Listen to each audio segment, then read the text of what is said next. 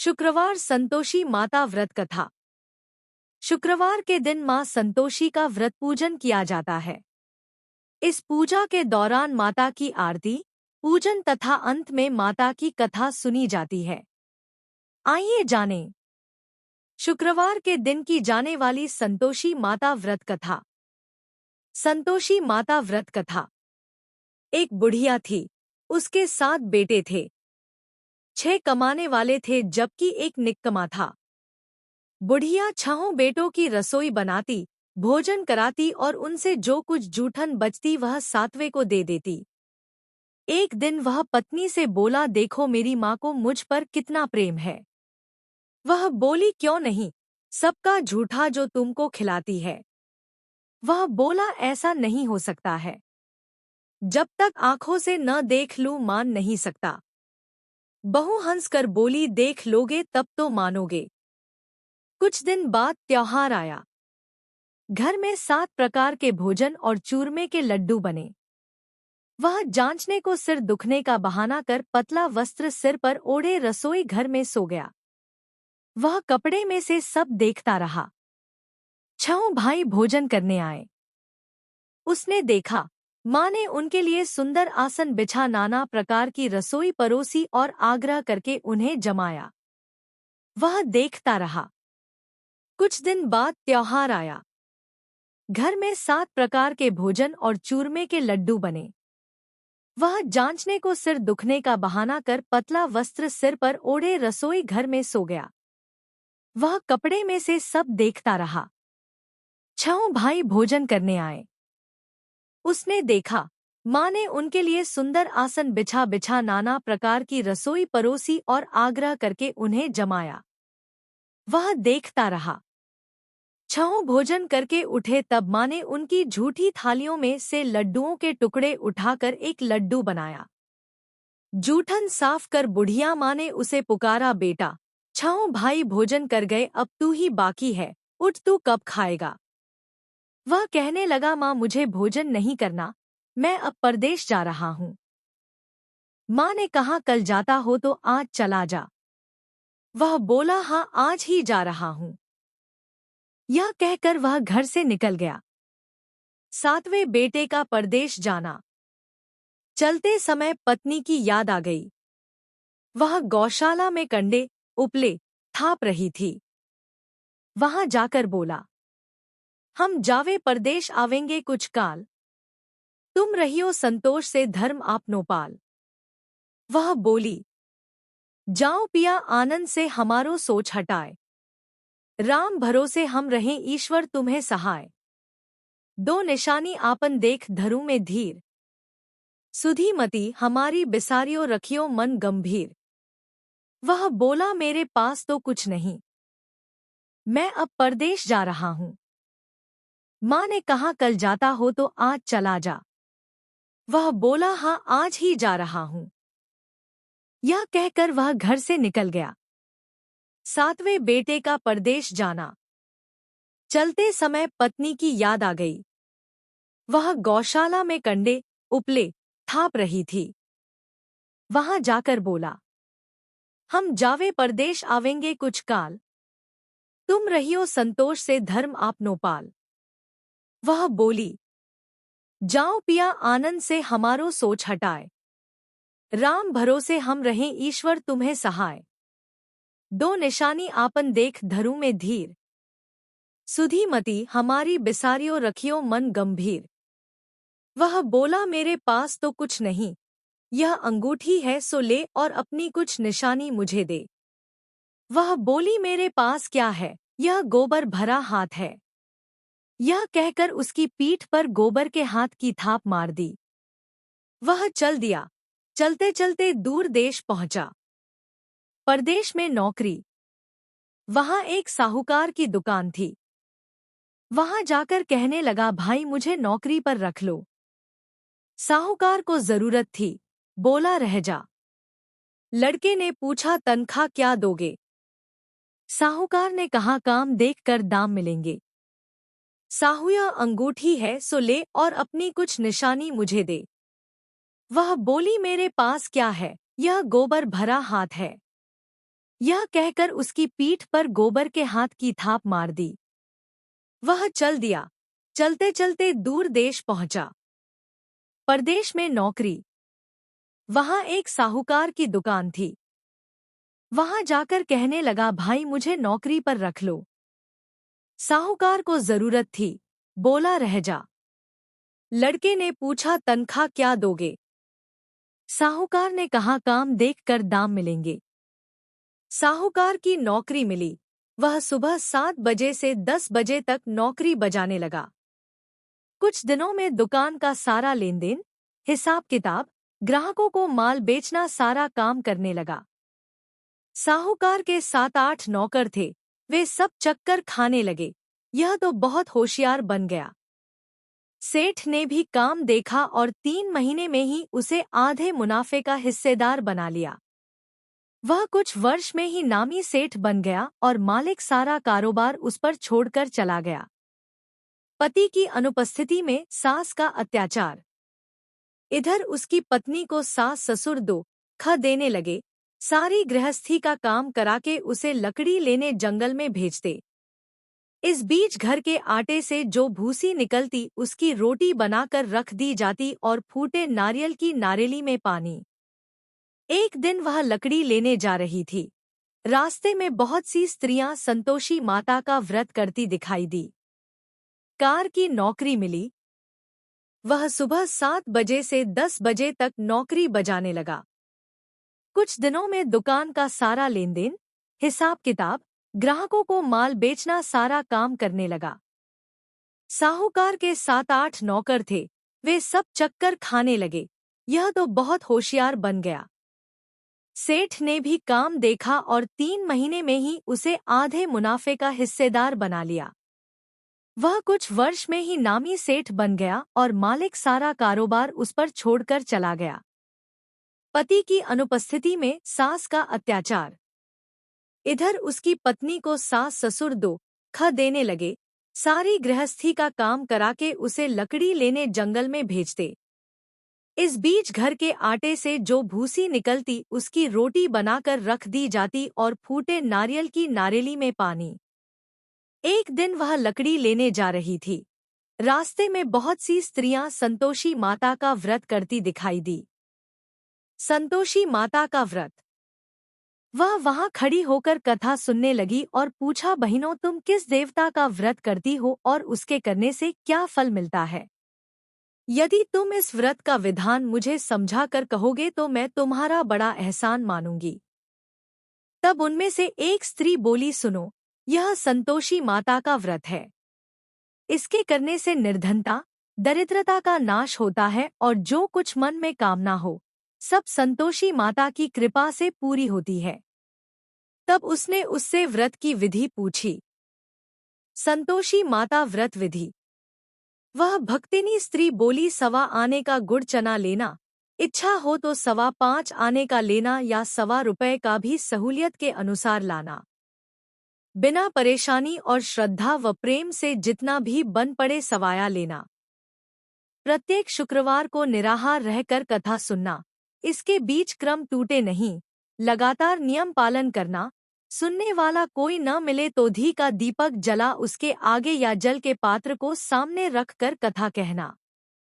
जब कार्य सिद्ध न हो नियम का पालन करना और कार्य सिद्ध हो जाने पर व्रत का उद्यापन करना। 3 मास में माता फल पूरा करती है। यदि किसी के ग्रह खोटे भी हों तो भी माता वर्ष भर में कार्य सिद्ध करती है। फल सिद्ध होने पर उद्यापन करना चाहिए, बीच में नहीं। उद्यापन में 2.5 सेर आटे का खाजा तथा इसी परिमाण से खीर तथा चने का साग करना। 8 लड़कों को भोजन कराना। जहां तक मिले देवर, जेठ, भाई बंधु के हों, न मिले तो रिश्तेदारों और पास पड़ोसियों को बुलाना। उन्हें भोजन करा यथाशक्ति दक्षिणा दे। माता का नियम पूरा करना। उस दिन घर में खटाई न खाना। यह सुन बुढ़िया के लड़के की बहू चल दी। व्रत का प्रण करना और मां संतोषी का दर्शन देना। रास्ते में लकड़ी के बोझ को बेच दिया और उन पैसों से गुड़चना ले माता के व्रत की तैयारी कर आगे चली और सामने मंदिर देखकर पूछने लगी, यह मंदिर किसका है? सब कहने लगे, संतोषी माता का मंदिर है। यह सुनकर माता के मंदिर में जाकर चरणों में लौटने लगी। दीन हो विनती करने लगी, माँ मैं निपट अज्ञानी हूँ, व्रत के कुछ भी नियम नहीं जानती, मैं दुखी हूँ। हे माता, जगत जननी मेरा दुख दूर कर, मैं तेरी शरण में हूँ। माता को दया आई। एक शुक्रवार बीता कि दूसरे को उसके पति का पत्र आया और तीसरे शुक्रवार को उसका भेजा हुआ पैसा आ पहुंचा। यह देख जेठ जेठानी मुंह सिकोड़े लगे। लड़के ताने देने लगे, काकी के पास पत्र आने लगे, रुपया आने लगा, अब तो काकी की खातिर बढ़ेगी। बेचारी सलता से कहती, भैया कागज आवे रुपया आवे, हम सब के लिए अच्छा है। ऐसा कहकर आंखों में आंसू भरकर संतोषी माता के मंदिर में आ मातेश्वरी के चरणों में गिरकर रोने लगी। माँ, मैंने तुमसे पैसा कब मांगा है? मुझे पैसे से क्या काम है? मुझे तो अपने सुहाग से काम है। मैं तो अपने स्वामी के दर्शन मांगती हूँ। तब माता ने प्रसन्न होकर कहा, जा बेटी, तेरा स्वामी आएगा। यह सुनकर खुशी से बावली होकर घर में जा काम करने लगी। अब संतोषी माँ विचार करने लगी, इस भोली पुत्री को मैंने कह तो दिया कि तेरा पति आएगा, लेकिन कैसे? वह तो इसे स्वप्न में भी याद नहीं करता। उसे याद दिलाने को मुझे ही जाना पड़ेगा। इस तरह माताजी उस बुढ़िया के बेटे के पास जा स्वप्न में प्रकट हो कहने लगी, साहूकार के बेटे, सो रहा है या जागता है? वह कहने लगा, माता सोता भी नहीं, जागता भी नहीं हूँ, कहो क्या आज्ञा है? माँ कहने लगी, तेरे घर बार कुछ है कि नहीं? वह बोला, मेरे पास सब कुछ है, माँ बाप है, बहू है, क्या कमी है? माँ बोली, भोले पुत्र, तेरी बहू घोर कष्ट उठा रही है, तेरे माँ बाप उसे परेशानी दे रहे हैं, वह तेरे लिए तरस रही है, तू उसकी सुध ले। वह बोला, हाँ माताजी, यह तो मालूम है, परंतु जाऊं तो कैसे? परदेश की बात है, लेन देन का कोई हिसाब नहीं, कोई जाने का रास्ता नहीं आता, कैसे चला जाऊं? माँ कहने लगी, मेरी बात मान, सवेरे नहा धोकर संतोषी माता का नाम ले, घी का दीपक जला दंडवत कर दुकान पर जा बैठ। देखते देखते सारा लेन देन चुक जाएगा, जमा का माल बिक जाएगा, सांझ होते होते धन का भारी ढेर लग जाएगा। अब बूढ़े की बात मानकर वह नहा धोकर संतोषी माता को दंडवत घी का दीपक जला दुकान पर जा बैठा। थोड़ी देर में देने वाले रुपया लाने लगे, लेने वाले हिसाब लेने लगे। कोटे में भरे सामान के खरीददार नकद दाम दे सौदा करने लगे। शाम तक धन का भारी ढेर लग गया। मन में माता का नाम ले चमत्कार देख प्रसन्न हो घर ले जाने के वास्ते गहना, कपड़ा सामान खरीदने लगा। यहाँ काम से निपट तुरंत घर को रवाना हुआ।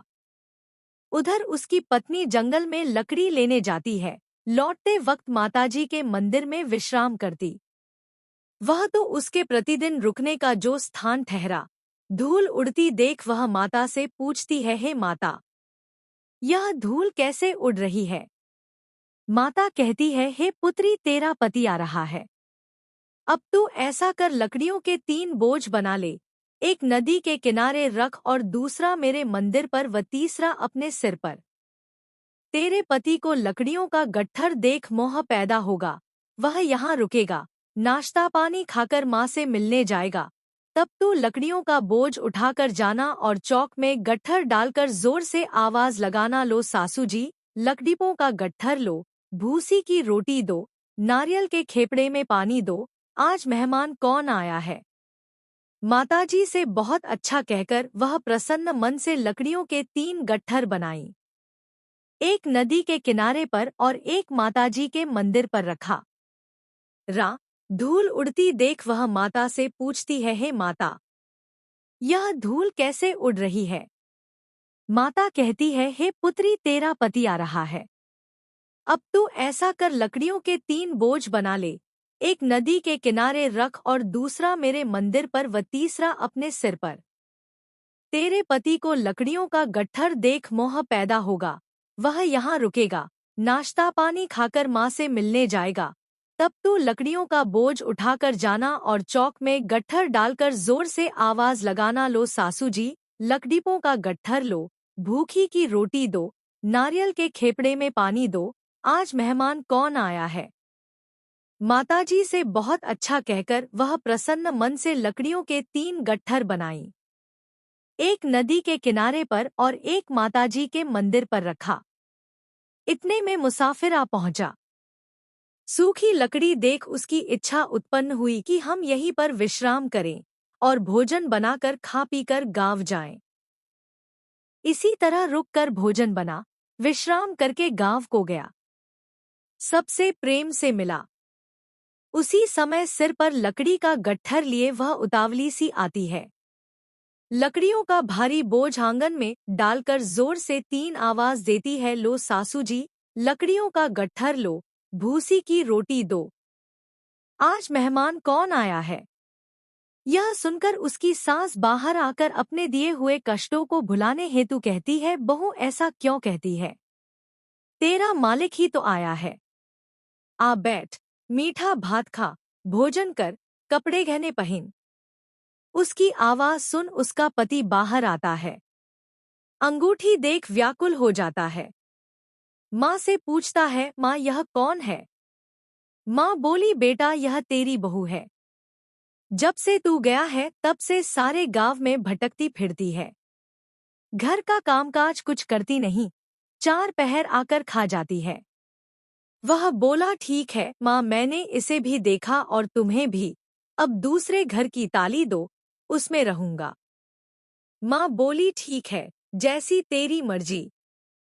तब वह दूसरे मकान की तीसरी मंजिल का कमरा खोल सारा सामान जमाया।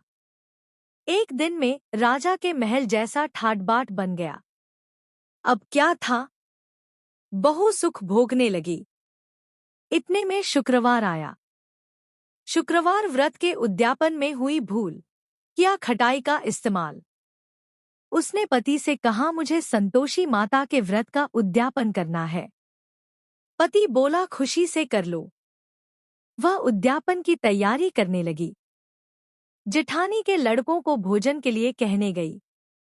उन्होंने मंजूर किया, परंतु पीछे से जेठानी ने अपने बच्चों को सिखाया, देखो भोजन के समय खटाई मांगना, जिससे उसका उद्यापन पूरा न हो।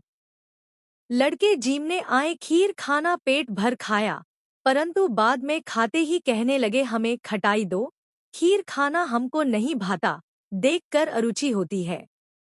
वह कहने लगी, भाई खटाई किसी को नहीं दी जाएगी, यह तो संतोषी माता का प्रसाद है। लड़के उठ खड़े हुए, बोले, पैसा लाओ। भोली बहू कुछ जानती नहीं थी, उन्हें पैसे दे दिए। लड़के उसी समय हट करके इमली खटाई ले खाने लगे। यह देखकर बहू पर माताजी ने कोप किया। राजा के दूत उसके पति को पकड़ कर ले गए। जेठ जेठानी मनमाने वचन कहने लगे, लूट लूट कर धन इकट्ठा कर लाया है, अब सब मालूम पड़ जाएगा जब जेल की मार खाएगा। बहू से यह सहन नहीं हुए। माँ संतोषी से मांगी माफी। रोती हुई माताजी के मंदिर गई, कहने लगी, है माता, तुमने क्या किया। हंसा कर अब भक्तों को रुलाने लगी। माता बोली, बेटी तूने उद्यापन करके मेरा व्रत भंग किया है। वह कहने लगी, माता मैंने कुछ अपराध किया है, मैंने तो भूल से लड़कों को पैसे दे दिए थे, मुझे क्षमा करो, मैं फिर तुम्हारा उद्यापन करूंगी।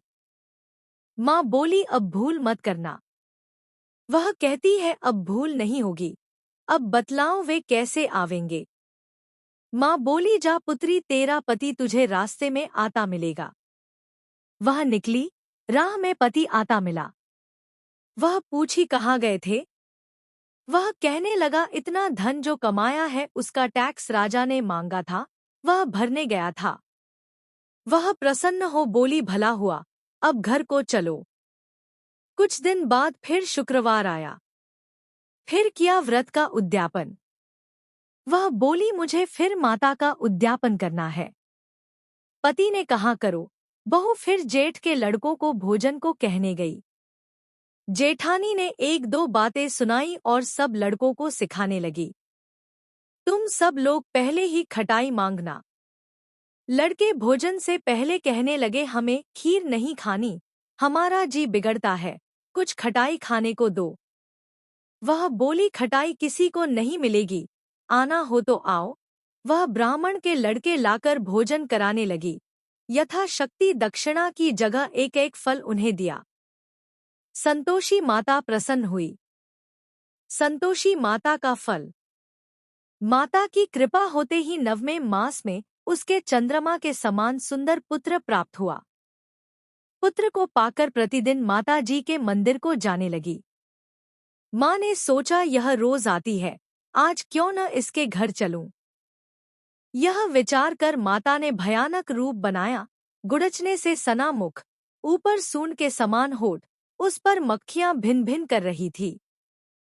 दहली पर पैर रखते ही उसकी सास चिल्लाई, देखो रे, कोई चुड़ैल डाकिन चली आ रही है, लड़कों इसे भगाओ, नहीं तो किसी को खा जाएगी।